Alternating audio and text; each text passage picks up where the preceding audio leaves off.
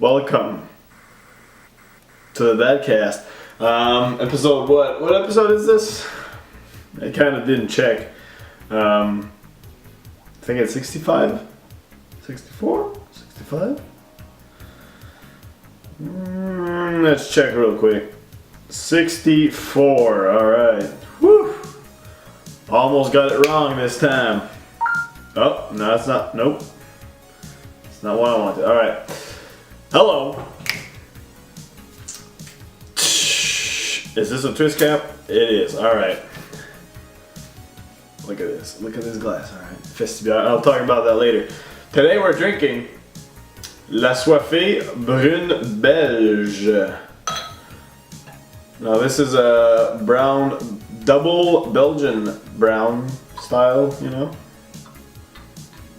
Ooh. Damn. Look at that. Look at that. 6.5% alcohol from Brasseur du Monde. Is this the... Yeah, alright. As far back as the 11th century, Belgian monks brewed beer. Their sustenance dependent... Goddamn, I can't read. Their sustenance depending on it. Their rigor and know-how largely contributed to the development of the brewing traditions. It is in their honor that we produce La Soifée 8, a Belgian double-style ale, offering malted notes of dried fruits, molasses, and roasted hazelnuts, ending on a smooth, slightly sweet final with low bitterness, on the path to heaven. So this is a Belgian style. This is their 8. They have, I believe they have 6, 8, 10, 12, or wait, 8, 10, 12, 14, I believe. So they have like their double, their triple, their quadruple, and another one I can't remember.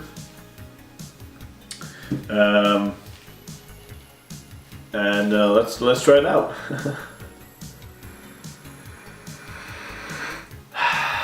Smells good.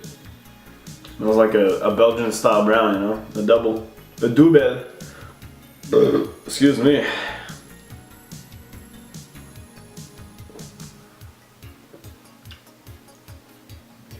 Okay.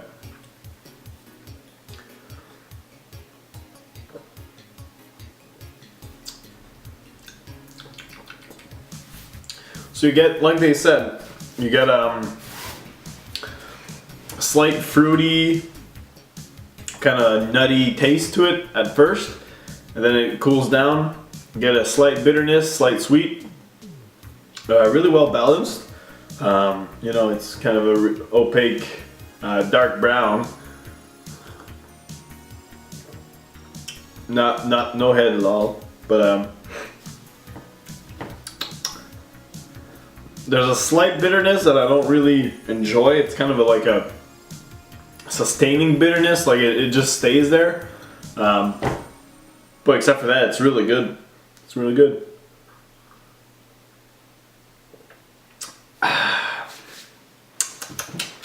Not bad at all. Not bad at all. Shouts out Brasseur du Monde. I believe this one or the other ones won a couple of prizes. So shouts out.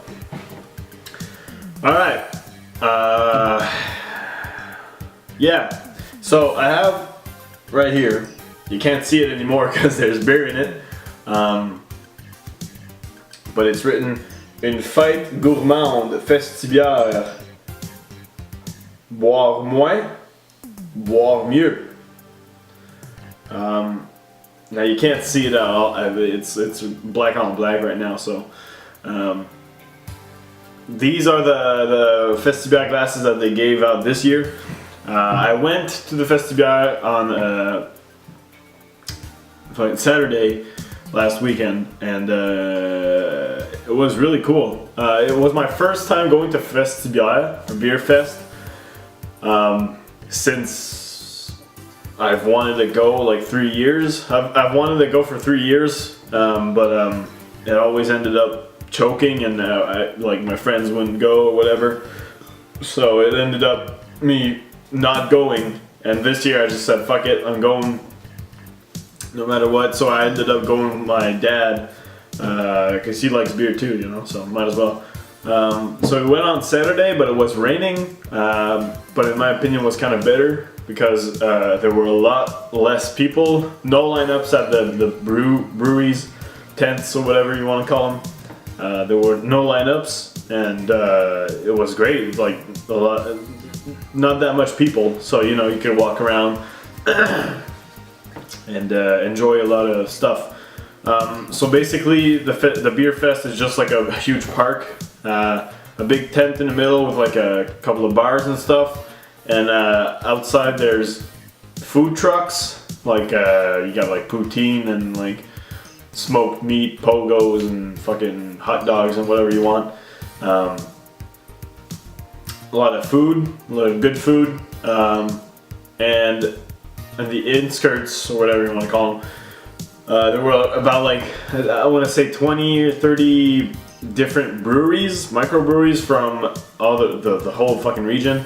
There were like Bows from Ontario, Dieu du Ciel, Trou du Diable, Brasseur du Monde, ensuite du Lièvre, BDT, fucking Boreal, Alexander Keith was there, Carlsberg was there, I can't name them all, but you know, Saint-Ambroise, Brasseur RG, Goose Island was there, the only one from the United States, from Chicago. Goose Island, shouts out. I'll stop naming because there's so fucking many. But they were all there, and each brewery had at least 3 beer in average. Some of them had like 10 of them. Some of them had like 2 or 3. So basically, it's $15 pre-sale for a ticket, and you get a glass with the ticket. So that's a pretty good deal in my opinion. It's a pretty nice glass. And so you get that. You get the entrance, obviously. If you buy it at the door, it's like $25, I think. I'm not sure if you get the glass though, but probably, because it's more expensive. I don't know. But yeah, it's really cool because once you go in, they're just tents of like thousands of beers, and there's 2 scales on this. You can't really see it. I'm not even gonna show it because you won't see it. It's written ici ou là. So ici is here, là is there. So you went to the tents and you said, fill it to me here, or fill the glass to there. So you would pay depending on if you had a half glass or a full glass. It was around, I'd say, an average of $2 half beer. So about a $4 to $5 for a full glass. In my opinion, was pretty worth it because it's on tap, fresh from the brewery, cold, obviously, so that's good. And it's a great beer. So you know, we just went to the fucking tents. Give me half, because we always took half because after a while you start realizing you drank like fucking 10 beers because you're trying to try them all, but it's like physically impossible. So yeah, Beer Fest, pretty cool. Probably gonna go next year, hopefully. Really fun experience. Good, like there was a band playing, good sort of music depending on the times. And yeah, good food, good people, and that's pretty much it. Beer Fest, shouts out, good beers. My favorite beer that I tried that I've never tried before at Beer Fest was from a microbrewery called Saint Graal. They're in Sainte-Thérèse. And they don't bottle their beers though, so that's kind of a bitch because I can't really buy them. But they're a really small brewery, I think, because there was only like one guy there. They had a couple of beers, but the ones we had were pretty good. We had a saison beer that was aged in Pinot Noir and green jasmine tea, I believe.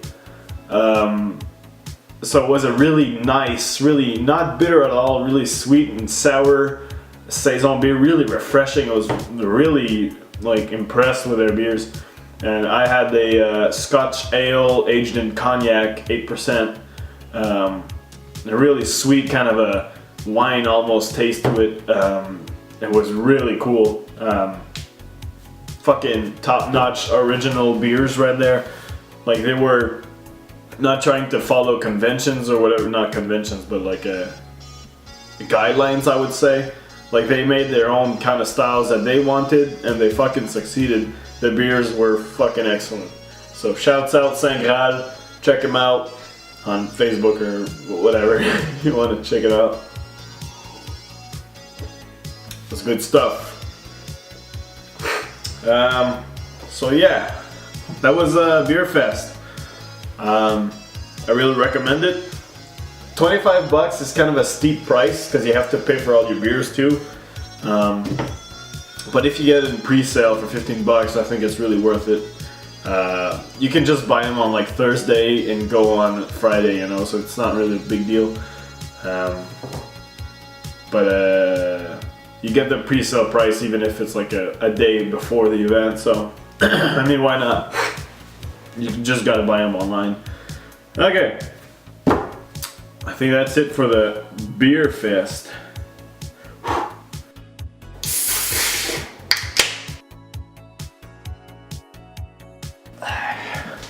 It's not a BADCAST if it doesn't crash. Alright. Excuse me. I think we're gonna go for emails. Emails.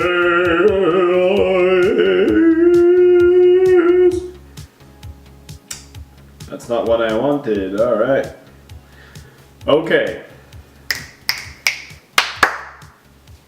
We've got one email here from Andrew.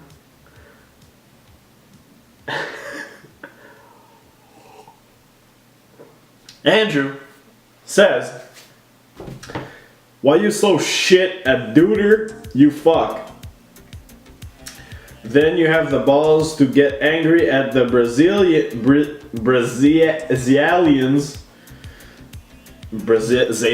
I get it. Hugh, you suck. So Cheese, I know I suck. I called you Cheese, my bad. Andrew, I know I suck, but you suck more, alright? Let's get this fucking clear. Still clear in your fucking head, alright? You suck. Alright, so that's done. He also says, have you drank much rye whiskey? And what is your favorite whiskey in general? What is your favorite hard liquor? Rye whiskey, I guess I have. I've not really got into whiskey. Obviously I'm more of a beer guy. But I think my favorite hard liquor is whiskey, I'd say. It's the one I've enjoyed the most. Vodka is alright. Vodka is good when it's mixed, as well as rum. I wouldn't drink like a rum glass, you know. I think whiskey is probably the only one I could drink on the rocks or just straight up. But rye whiskey, I don't know if I've ever had rye whiskey. Or is rye whiskey just whiskey? I'm not really good with whiskey terms. But I'd like to get more into whiskey, but Canada doesn't really have a large whiskey, I think. I actually don't know. Maybe it does. My favorite whiskey, I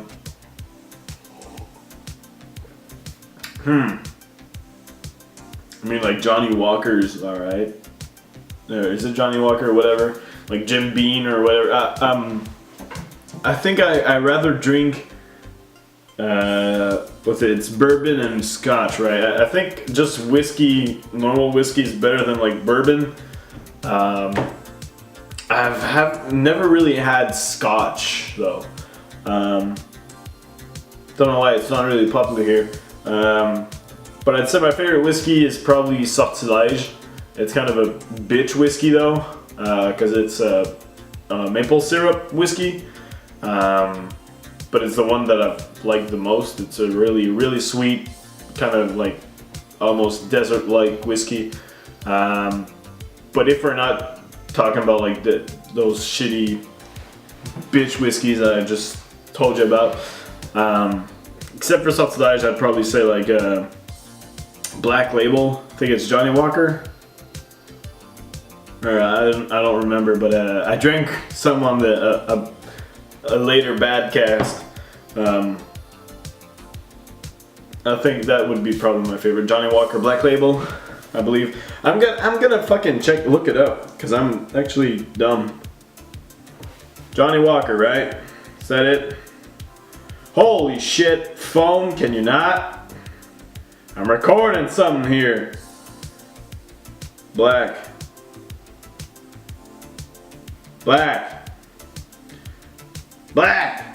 God damn it. Yeah, that's it. Alright. I said it. Johnny Walker Black Label. I really like that whiskey. It was great. So, that's my answer. Favorite hard liquor? Whiskey also. And gin is, I've overdosed on gin on a New Year's Eve. I drank too much gin once, and I don't know, I never liked gin, so I don't know. Gin sucks. No matter what, gin's fucking horrible in my opinion. What else? Like Jägermeister's alright. Absinthe is pretty good. I like absinthe. I haven't had a lot of absinthe though, but that's good. Alright, so thank you for your email. Hopefully I kind of sort of answered it. Go to news. Holy shit, it's news time. Woo! So the internet is imploding right now. Everybody's killing themselves because Fallout 4 has been announced. Wow. So this morning a teaser trailer thingamabobber came out for Fallout 4, and everybody's flipping the shit. Trailer looks alright. I mean, oh, excuse me. It looks like Fallout. I mean, you can't really fuck it up, right? I mean, they could, but it looks like a Fallout game. Hopefully it plays like one.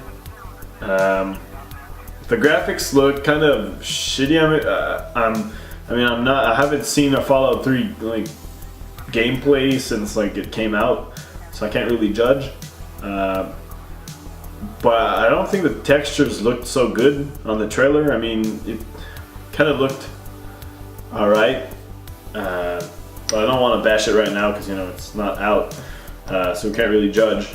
But I don't know, Fallout 4, whatever. I'll probably buy it once it's like $5 on Steam. I don't know. Next news, we've got to talk about Dota, alright? So the qualifiers finished. The teams are officially set for the international that's coming up sometime later this month or some shit. So the qualifiers I don't remember who won. I know Navi won. Shouts out Natus Vincere, however you want to say it. The Navi boys are back in town. I don't know who else won. Complexity Gaming, I think, won on the NA qualifiers. I don't know who they are. Sorry. Yeah, it was a couple of good games. Good qualifier playoffs, man. The playoffs for Europe and North America were pretty fucking sick. Great games of Dota that were played. So shouts out TI5 coming up. Yeah, we fucking going, man. So that's over. Qualifiers are done. That's pretty much it. But you can see it now. This guy. You can't see that. You see? Look.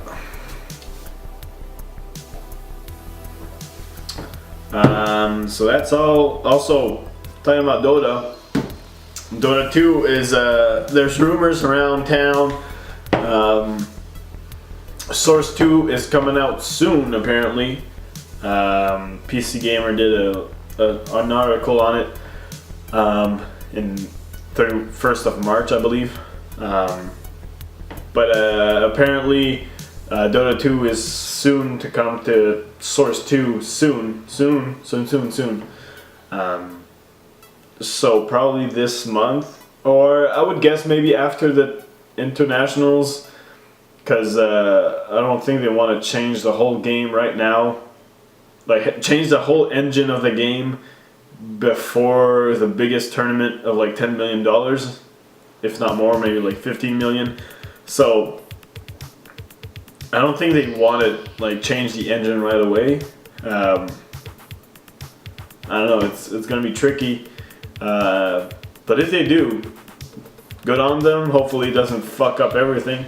I'm looking forward to Source 2 because Source 2 brings kind of a more tools for content creators to create content, obviously. So there's going to be more custom games, or I don't know how you want to call it, but kind of like Warcraft 3 had like a map editor, and you can make custom game modes like Tree Tag and Legends of Dota, or whatever you want to call it, like tower defense maps and shit. So you could make like custom maps for whatever you want, like Pudge Hook game, or what it's called. Pudge Land 2015, Invoker Wars, Pudge Wars, that's it. There's like a Mario Kart, Dota karting. I don't know. So that's gonna be cool. Shouts out Steam. Shouts out Source Engine. Also, last bit of news. This is getting actually pretty long. Rockstar announced on their Facebook page, and probably other places, there's a couple of DLCs coming this week, I believe, or next week. I think it's next week. I don't know. In the coming weeks, probably next week, I guess, because it's already the week's already over. But excuse me. Next week, Rockstar announced that they're gonna release their first free DLC pack, free update for the PC and the other versions. I don't remember what it's called, but it has a lot of shit in it. Summer content, like new cars, 2 new cars, I believe, new skins for your cars, new like colors and textures and stuff, new clothing, new guns, new airplanes, new helicopters, a lot of new stuff. So I'm getting hyped for that. I've been playing a lot of GTA, not that much actually, but still, it's pretty cool. Let's wrap this shit up, alright? How much time we got? I've been playing, what games I've been playing? I've been playing GTA, as usual. I've been playing Dota 2, as usual. It's not a bad cast if it doesn't crash again. Let's fucking wrap this up. Dirty Bomb came out yesterday on free open beta. I've been playing that a bit. It's kind of a spotty game right now because I've been having trouble connecting to servers and stuff. But from what I've played, it's pretty good. I'm hyped to see what it ends up like. I don't know. Ark Survival Evolved, or whatever the fuck it's called.